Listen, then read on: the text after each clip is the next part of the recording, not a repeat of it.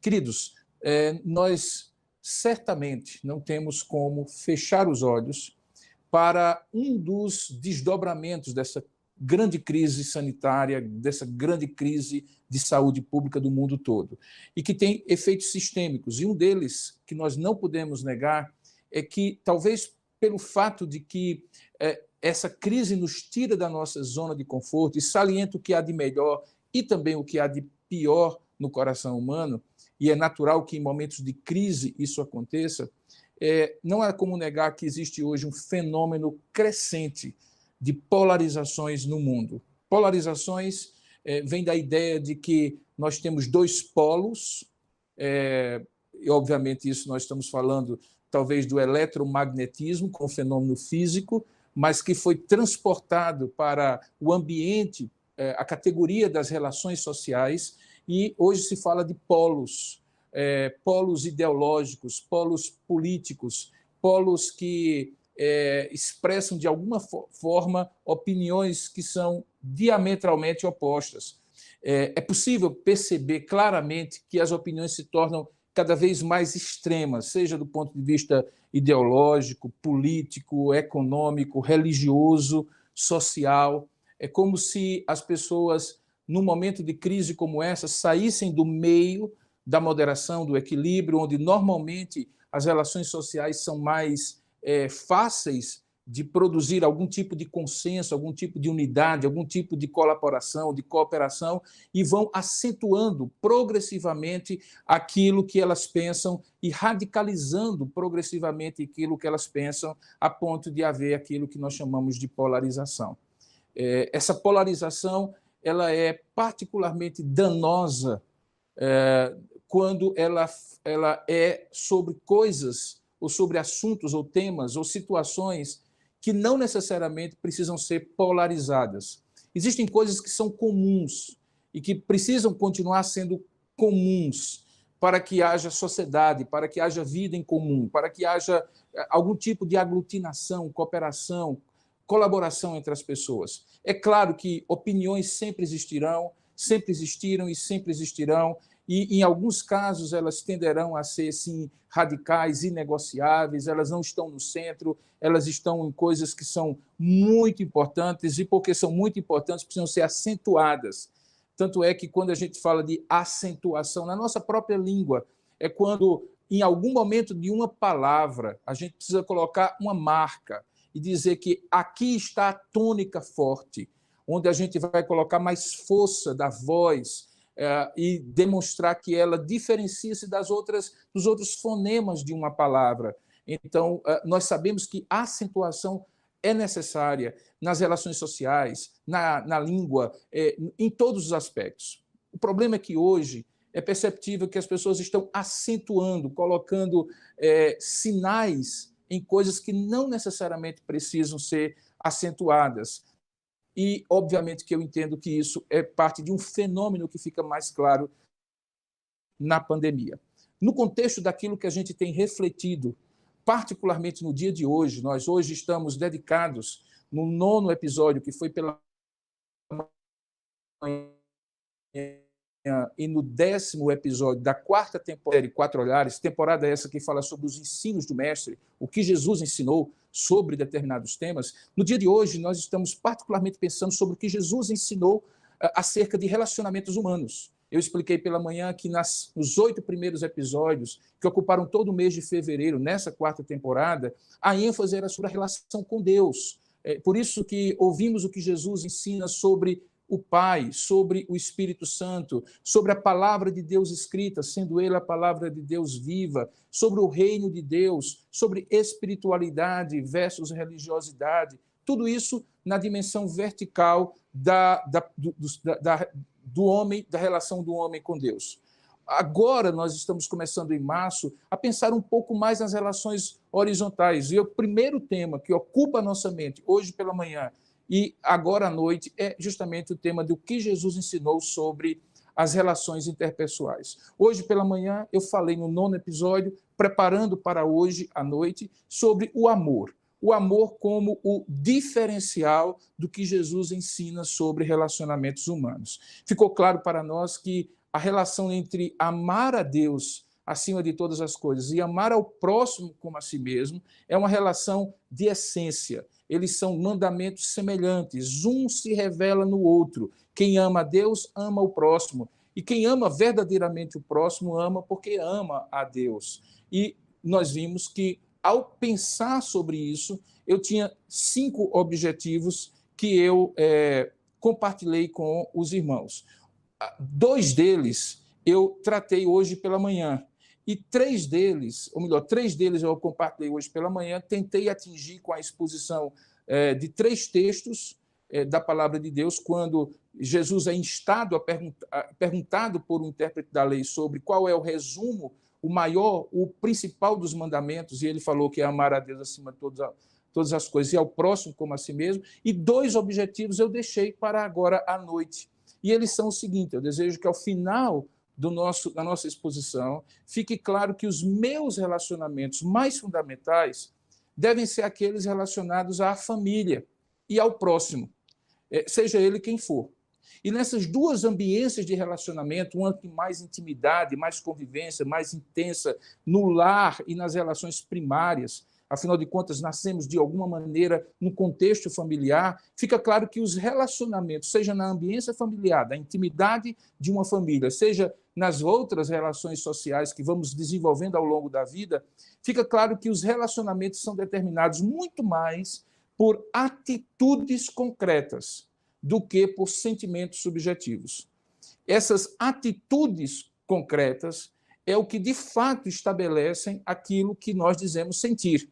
E todos nós sabemos disso, somos nós mesmos que, de alguma forma, nas relações, dizemos assim: não adianta nada você dizer que me ama se você faz diferente do que você diz. Não adianta mais você vir com meu amor, minha querida, meu amigo e assim por diante, se você age de maneira distinta. Porque fica claro que os relacionamentos mais fundamentais da família, do próximo, na sociedade, nessas 2 ambiências de relacionamento, são mais definidos pela concretude das ações, pela concretude das atitudes, do que pelos sentimentos subjetivos. Amar certamente envolve, por exemplo, relações de carinhos, cheirinhos e assim por diante, expressões verbais de dizer que ama, que elogio da outra pessoa e tudo mais. Porém, biblicamente e também nas relações, nós sabemos que o amor é definido sempre em atitudes concretas. Por exemplo, se eu amo, mas não ajudo, eu tenho pena. E pena é um sentimento que não tem nada a ver com amor, diga-se de passagem. A compaixão que fundamenta o amor ao próximo, por exemplo, ela não é apenas um sentimento de empatia que imobiliza, ela é um sentimento de empatia que leva à ação. E isso certamente é amor. O segundo objetivo é que, ao final dessa nossa exposição, fique claro que os relacionamentos que foram criados por Deus como um plano perfeito, por uma mente perfeita, que era a mente de Deus, para pessoas perfeitas, o primeiro casal, depois da rebelião, depois da queda da humanidade em pecado, sob a responsabilidade desse primeiro casal, Adão e Eva, que representava todos nós, os relacionamentos se parecem não no mundo ideal, mas como estradas que continuam precisando de contínua construção, melhoria, pavimentação, para cuidar das erosões, do desgaste que o relacionamento em si, como se fosse uma estrada, tem. Então, quando eu faço isso, eu previamente pavimento aquela relação como se fosse uma estrada, como nós fazemos isso, normalmente os engenheiros fazem isso, para depois caminhar sobre elas. E no processo de caminhar, quando eu percebo que há buracos, que há quedas, que há riscos, que há desgastes, então eu preciso repavimentar. Então, amar como uma atitude, ela não é alguma coisa estática. Ela é alguma coisa que passa por fluxos e refluxos. Às vezes, não por simplesmente sentimentos, mas por atitudes concretas, eu não consigo expressar o amor como eu devo fazer. Então, nesse episódio 10, que é o episódio que nós vamos expor hoje, nós vamos ver, baseado naquilo que nós vimos pela manhã, que o amor é o diferencial do ensino de Jesus sobre relacionamentos humanos. Eu acrescentarei um verbo.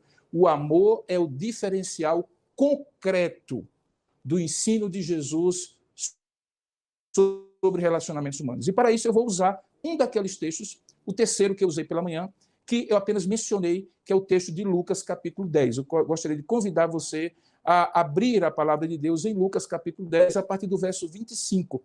Essa história é uma das histórias mais conhecidas da Bíblia e onde nós vamos poder ver esse tema, que o amor é o diferencial concreto do que Deus, do que Jesus ensina sobre relacionamentos humanos, ok? Então, abra aí, por gentileza, em Lucas capítulo 10, enquanto eu tomo um gole d'água aqui para continuarmos a exposição. Lucas 10, a partir do verso 25. Se você esteve conosco pela manhã, você vai reconhecer o texto. E mesmo que você não tenha estado pela manhã, você certamente deve lembrar de que esse texto é um dos mais conhecidos da palavra de Deus. Desculpe. Diz assim a palavra de Deus, Lucas 10, 25. E só Lucas trata dessa parte do texto que é a parábola do bom samaritano, certo? Diz assim, e eis que certo homem, intérprete da lei, se levantou com o intuito de pôr Jesus à prova e disse, mestre, que farei para herdar a vida eterna? Então Jesus lhe perguntou, o que está escrito na lei? Como tu interpretas? E a isto o intérprete respondeu, amarás o Senhor teu Deus de todo o teu coração, de toda a tua alma, de todas as tuas forças e de todo o teu entendimento. E amarás o teu próximo como a ti mesmo. Então Jesus lhe disse, respondeste corretamente, faça isso e viva de acordo com isso. Faze isto e viverás. Ele, porém, querendo justificar-se, perguntou a Jesus, e quem é meu próximo? E é a partir daí que só Lucas narra o que Jesus fala em resposta a essa pergunta. Até ali, possivelmente você pode ter identificado em Mateus e Marcos, os textos que nós expomos hoje pela manhã, o mesmo tipo de fraseado, a mesma narrativa. Mas a partir de agora, então, Jesus, diante da pergunta, quem é o meu próximo? Jesus, diz a palavra de Deus em Lucas, capítulo 10, prosseguiu dizendo, e aí ele conta a parábola. E a parábola começa assim. Certo homem descia de Jerusalém para Jericó e veio a cair em mãos de salteadores, os quais, depois de tudo lhe roubarem e lhe causarem muitos ferimentos, retiraram-se, deixando-o semi-morto. Casualmente, descia um sacerdote por aquele mesmo caminho e, vendo o homem, passou de largo. Semelhantemente, um levita descia por aquele lugar e, vendo-o, também passou de largo. Certo samaritano, que seguia o seu caminho, passou-lhe perto e, vendo aquele homem, compadeceu-se dele e, chegando-se, pensou-lhes, espremeu, segurou ali, comprimiu os seus ferimentos, aplicando sobre eles óleo e vinho, azeite e vinho, e colocando-o sobre o seu próprio animal, levou-o para uma hospedaria e tratou dele. No dia seguinte, tirou 2 denários e os entregou ao hospedeiro, dizendo, cuida deste homem, e se alguma coisa gastares a mais do que esses 2 denários, eu a ti indenizarei quando eu voltar aqui. Jesus conta essa parábola e então se volta para o intérprete da lei que havia perguntado a ele quem era o próximo e então pergunta a ele de volta, qual desses 3 te parece ter sido o próximo do homem que caiu nas mãos dos salteadores? Respondeu-lhe o intérprete da lei, o que usou de misericórdia para com ele. Então lhe disse Jesus, vai e procede tu de igual modo. Esse texto é maravilhoso. Ele enche o meu coração de alegria e de emoção. E eu espero que na exposição da palavra você seja tão abençoado como eu tenho sido na reflexão sobre ele. Vamos orar por isso? Curva a sua cabeça aí, feche os seus olhos, vamos falar com Deus. E o Deus que é onipresente, onisciente e onipotente, que está aí com você e aqui comigo também, haverá de ouvir nossas orações. Vamos orar juntos. Ó Deus amado e querido Pai, a tua palavra é maravilhosa, é rica. A tua palavra é gloriosa, ela é lâmpada para os nossos pés, ela é luz para o nosso caminho. Mas ela é mais doce também, Pai, do que o mel mais puro destilado de favos. Ela é mais preciosa do que o ouro fino, o ouro depurado. E por isso nós nos emocionamos diante de Ti, porque entendemos que a Tua palavra, ela enche o nosso coração de luz e de paz, de verdade e de transformação. Ó Deus, como é glorioso poder falar da Tua palavra. Mas como é, ó Deus, atemorizante, Senhor, saber que eu sou homem finito, pequeno, falho, imperfeito e pecador. E dos meus lábios o Senhor haverá de ministrar ao teu povo, que também é povo, que precisa crescer na graça e no conhecimento do Senhor, superar os seus próprios pecados em Cristo.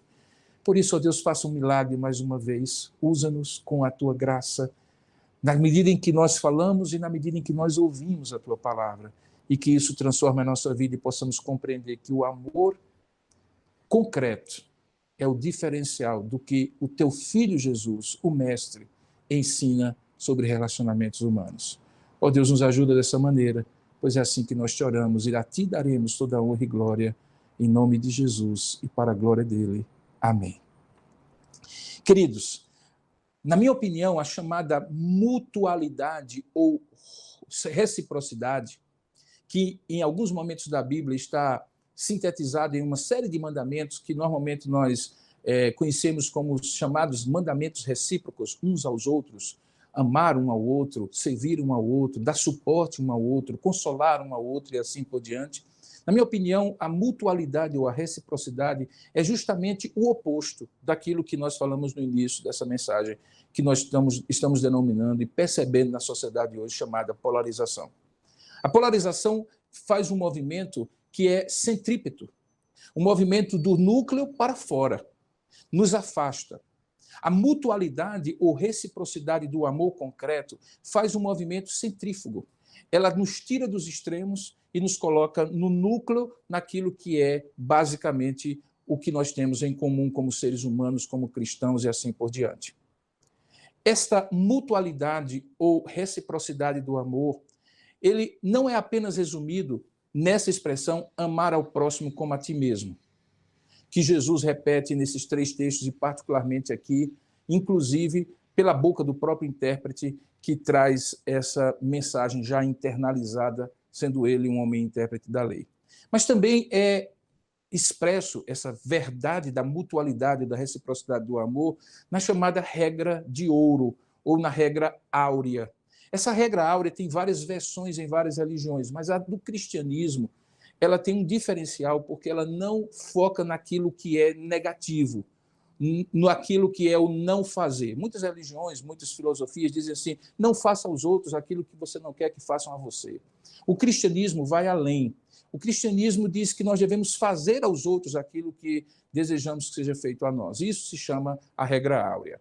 Ela foi proferida por Jesus no contexto do Sermão da Montanha. A regra áurea, portanto, é fazer aos outros o que se quer que se faça a si mesmo. Jesus coloca assim, isso está lá em Mateus capítulo 7, verso 12, tudo quanto, pois, quereis que os homens vos façam, assim fazei-o vós também a eles, porque esta é a lei e os profetas.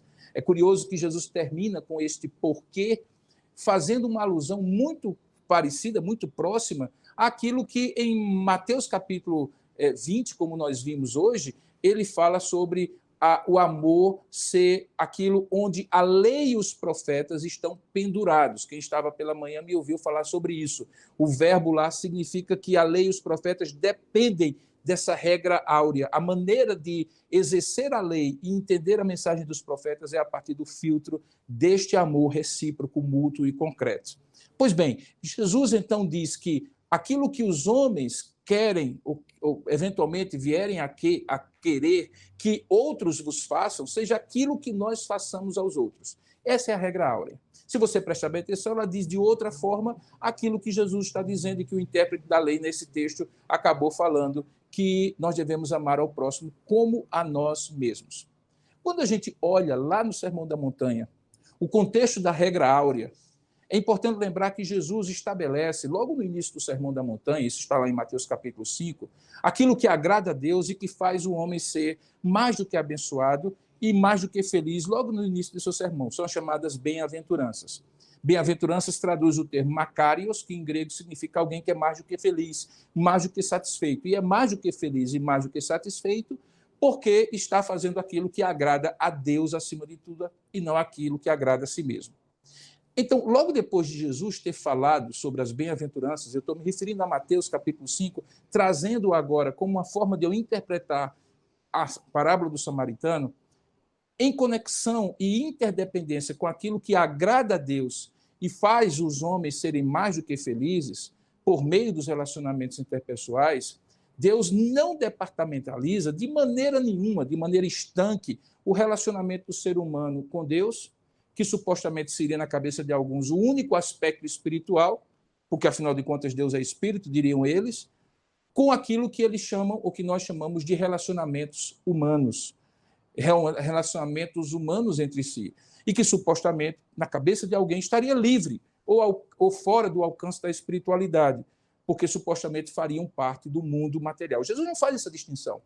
Para ele, amar a Deus e amar ao próximo, falar das bem-aventuranças como sendo o padrão daquilo que agrada a Deus e que torna o homem mais do que feliz e mais do que abençoado, tem conexão profunda com aquilo que é humano, com aquelas relações humanas. Assim como ele já faz em relação a amar a Deus acima de tudo e ao próximo como a si mesmo, como eu apontei hoje pela manhã, esse amar ao próximo como a si mesmo não é um complemento, não é um apêndice, não é um upgrade, não é um plugin, um pacote de opcionais, aquilo que é adicionado ao amor a Deus acima de todas as coisas. Na verdade, o que Jesus está querendo dizer lá em Mateus capítulo 5, e aqui também por intermédio dessa parábola, é que amar ao próximo como a si mesmo é a expressão concreta do amor a Deus, pois é justamente nos relacionamentos que realmente demonstramos a qualidade do nosso amor a Deus.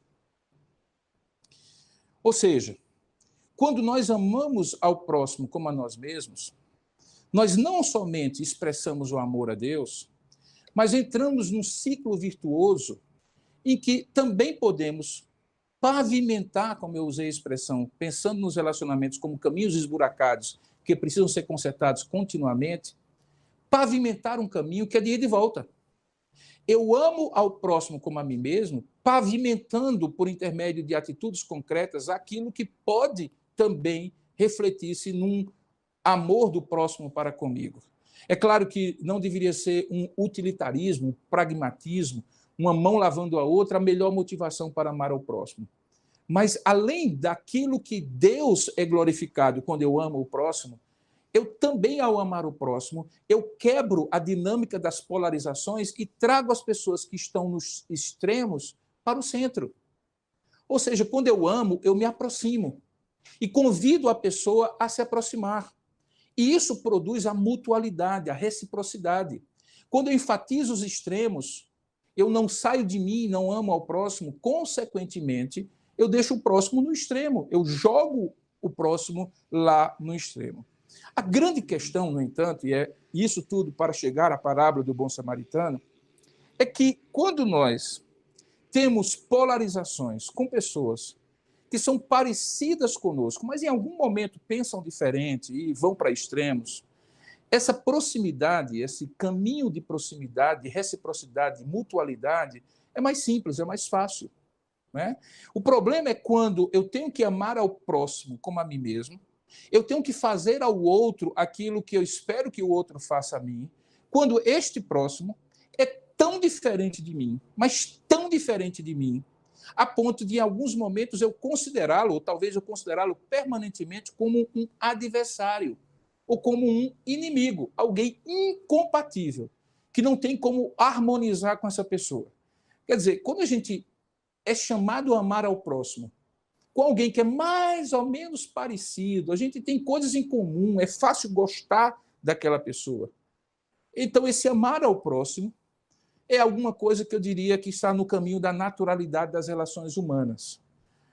De certa maneira, nós conseguimos amar esse próximo quando esse próximo é bem próximo. É próximo do que eu penso, próximo do que eu acredito, próximo do que eu quero, a maneira como eu vejo a vida, próximo das minhas opiniões, próximo da minha raça, próximo da minha nacionalidade, próximo da minha religião, próximo da minha família, próximo, próximo, próximo. Mas quando o próximo é distante, é o oposto, é muito diferente, então, queridos, é muito complicado amar, e é aí que entra a parábola do samaritano. Eu acredito que Jesus nos ajuda a nos posicionar corretamente em como amar o próximo, quando o próximo é alguém que, de maneira ideológica, política ou religiosa, é o extremo do que nós somos, quando ele conta justamente essa parábola do samaritano. Então, diante disso, juntando a regra áurea com o amar ao próximo como a si mesmo, nós vamos dar uma olhada justamente na parábola do samaritano. E aí eu lhe convido a voltar para Lucas capítulo 10 e compreender o que estava em jogo. Eu tentei achar aqui, quando decidi fazer essa exposição, uma paráfrase dessa exposição, contada em linguagem moderna, e que tinha não um judeu e um samaritano, mas um judeu e um palestino. A paráfrase é perfeita, talvez esteja disponível na internet e eu não procurei corretamente, mas basicamente é essa imagem que você deve ter em mente do que Jesus está contando se acontecesse nos dias de hoje. Porque, se você entender direitinho, o que aconteceu ali era o seguinte: aquele intérprete da lei, diz o texto de Lucas, ele queria justificar-se, ele queria uma desculpa para não colocar em prática aquilo que ele mesmo acreditava. O que ele acreditava é que a lei se resume a amar o Senhor de todo o teu coração, de toda a tua alma, de todas as tuas forças, de todo o entendimento, e ao próximo a si mesmo. Mas sabendo ele como isso era diferente do que ele vivia, então ele coloca para Jesus a seguinte situação: quem é então o meu próximo? Ou seja, quem é que eu devo amar assim? É todo mundo? É quem eu gosto? Como é que é? Ele estava colocando a dificuldade, diz o texto, porque ele queria justificar-se pela não prática desse mandamento, que ele sabia que tinha que praticar. Então Jesus conta a parábola para esse homem nesse contexto. E ele começa dizendo assim, que um certo homem descia de Jerusalém para Jericó. Quem conhece um pouco da geografia da Terra Santa sabe que Jerusalém e Jericó estão naquela região sul de Israel chamada Judeia. Jerusalém está no alto, no Monte Sião. Por isso que normalmente as pessoas dizem que vão subir a Jerusalém, de onde quer que elas estejam em Israel.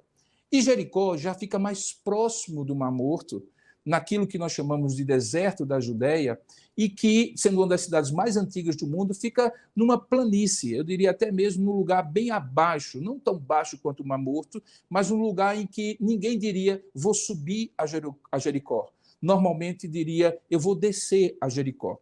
Jesus então disse que um homem descia de Jerusalém para Jericó. Então ele estava vindo de Jerusalém e ele estava indo para Jericó. O que parece uma obviedade, na verdade, tem um significado. É que provavelmente esse homem, que nós descobrimos depois que ele era samaritano, ele vinha de Jerusalém, um lugar, como aprendemos no João capítulo 4, eu expus isso há pouco tempo, acho que foi domingo passado, um lugar onde os samaritanos normalmente não iam para adorar, porque eles adoravam em Siquém, onde Jesus se encontrou com aquela mulher samaritana, conforme a descrição de João capítulo 4. Então, perceba que aquele homem que descia de Jerusalém para Jericó era um samaritano que não tinha ido para Jerusalém inicialmente para adorar.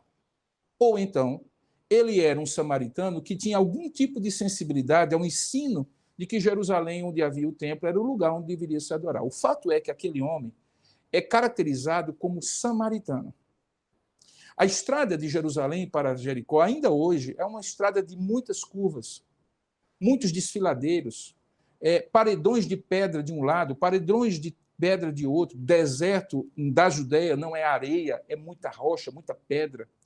E era comum que houvesse salteadores que espreitavam pessoas que estavam indo das cidades, por exemplo, de Jericó, para Jerusalém adorar, porque normalmente elas carregavam dinheiro que elas trocavam por sacrifícios, o cordeirinho, a pombinha e tudo mais, para oferecer no templo. Nós sabemos que esse era o costume. Porque se fosse carregar o bichinho, o animal, durante todo aquele deserto, possivelmente ele morreria no caminho. Então, perceba, aquele homem, no entanto, não estava indo de Jericó para Jerusalém. Ele provavelmente não tinha nenhum recurso consigo. o recurso talvez era o mínimo para a viagem. E aí diz o texto que aquele homem descia de Jerusalém para Jericó e então salteadores, nesse caminho de volta, quando o homem tinha poucos recursos, eles roubaram tudo o que ele tinha e lhe causaram muitos ferimentos. Provavelmente esse detalhe dos ferimentos tem a ver justamente com a frustração dos salteadores por não terem encontrado o dinheiro que eles julgavam ser abundante na bolsa daquele homem. Como acontece nos dias de hoje, quando você é assaltado e tem pouco dinheiro, na frustração, na ira do salteador, ele acaba até mesmo cometendo um latrocínio pela frustração de não ter o dinheiro que ele queria.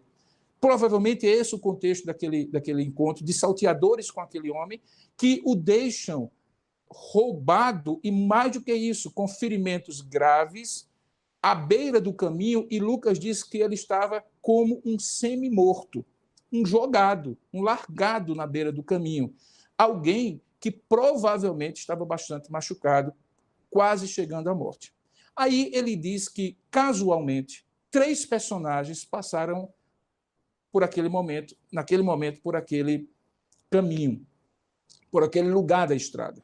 O primeiro era um sacerdote. Diz assim, casualmente descia um sacerdote por aquele mesmo caminho e, vendo o homem, passou de largo, afastou-se e não parou, nem apenas se aproximou.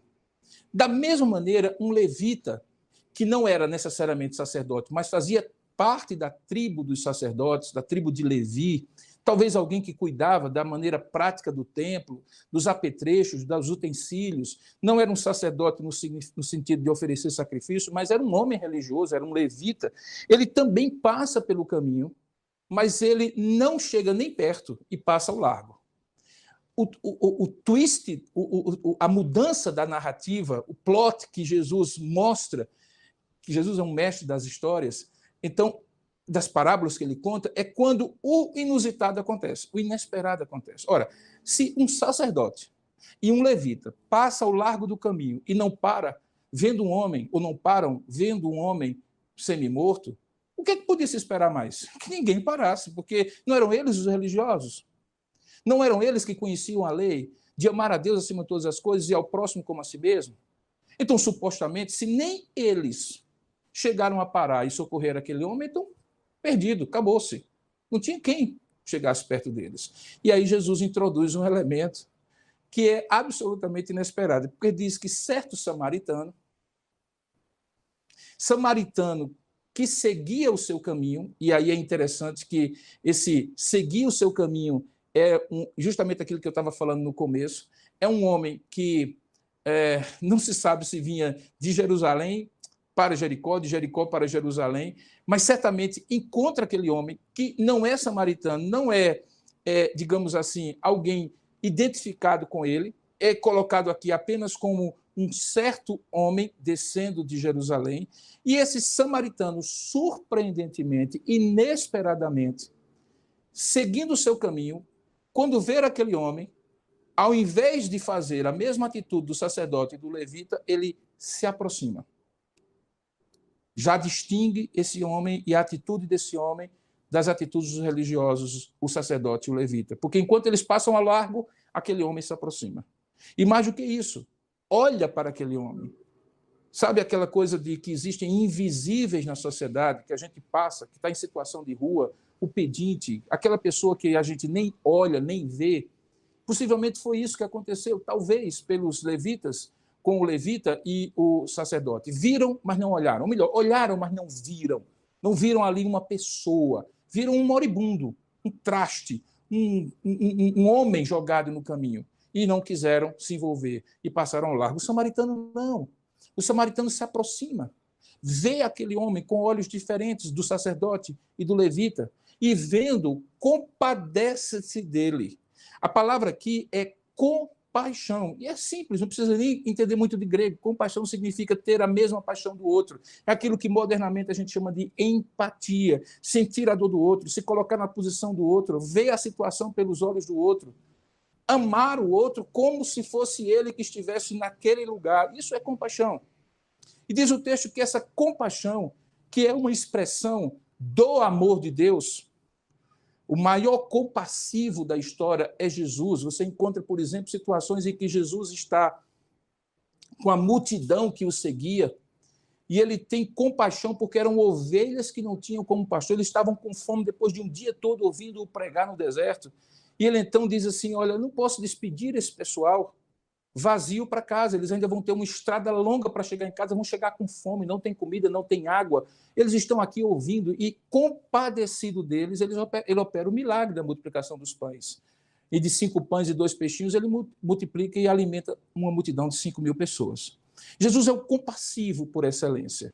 Eu diria que se tem um personagem que se parece nessa história com Jesus, é o samaritano, paradoxalmente, contraditoriamente, justamente o samaritano, que era considerado pelo judeu como impuro, como religiosamente mestiço, como um entreguista dos princípios mais ortodoxos da religião judaica, como eu já falei domingo passado, como aquele que não deveria nem mesmo participar com ele de um encontro casual, como Jesus teve com a mulher samaritana no poço de Sicá, no poço de Siquém.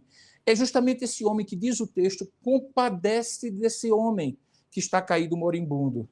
E a compaixão dele é concreta, porque o amor é o diferencial, mas o amor concreto naquilo que Jesus ensina sobre os relacionamentos humanos. Não o amor da peninha, do sentimento, meu Deus, que pena, do chorar diante de uma cena do telejornal. Não, é o amor que sai de si.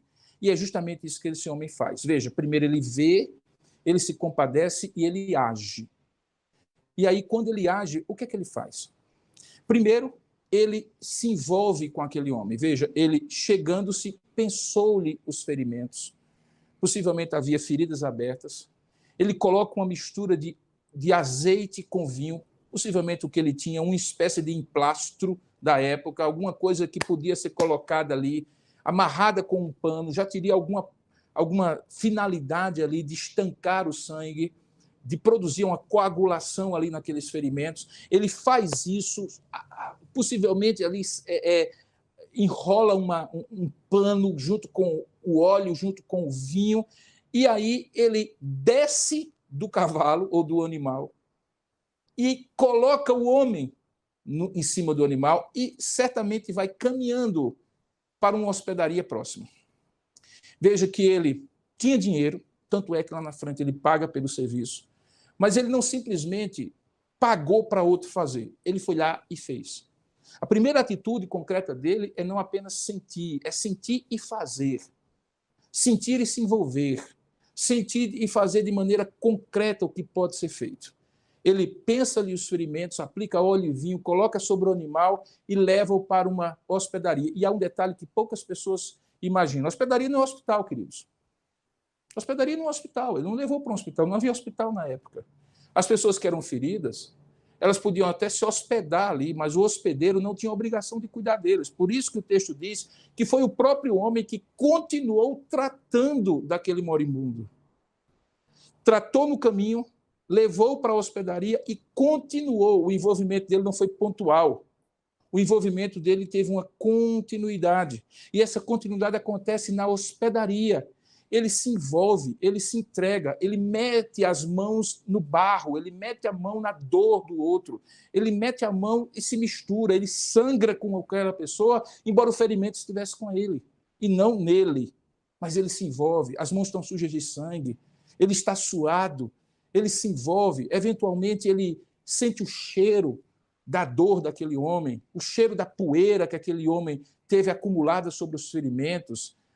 Veja, não era uma coisa agradável, não era uma coisa séptica, com EPIs, coisa com proteção. Não, ele estava ali junto deles, correndo o risco, junto dele, correndo o risco, inclusive, de ficar, se ele fosse judeu, ele não era, mas se ele fosse judeu, e provavelmente essa é a razão porque o levita e o sacerdote não se envolveram, ficaram, inclusive, impuro, porque o contato com o fluido humano tornava um judeu ortodoxo indigno de entrar no templo. Ele ficava imundo, ele tinha que passar por um processo de purificação. Razão sanitária, mas também uma razão de fundo espiritual. Então, por causa disso, talvez o levita e o sacerdote não se envolveram. Ele se envolveu com a dor humana. E veja Jesus pregando um judeu para outros pregadores, para outros intérpretes da lei judeus. e ele diz, olha, há um momento em que essa questão de estar purificado ou não, estar bonitinho, vestidinho, cheirosinho para estar na igreja, para estar no culto, é menos importante do que tocar nas pessoas e nos moribundos na beira do caminho. E é justamente isso que aquele homem faz. Ele passa o dia. A gente não sabe que horas isso aconteceu, mas diz que no dia seguinte, então, pelo menos uma noite, ele passou cuidando daquele homem. E quando ele tinha que seguir o seu caminho, porque ele não era irresponsável, quando ele tinha que seguir o seu caminho, ele tirou 2 denários, que era uma quantidade de dinheiro suficiente para dar àquele homem um tratamento digno, e pediu ao hospedeiro, dizendo o seguinte, cuida desse homem, e se alguma coisa gastares a mais, eu, quando voltar, te indenizarei. Veja, ele vê, ele se envolve, ele cuida, ele continua cuidando, e ele proporciona os meios que, na sua ausência temporária, aquele homem continuasse sendo cuidado.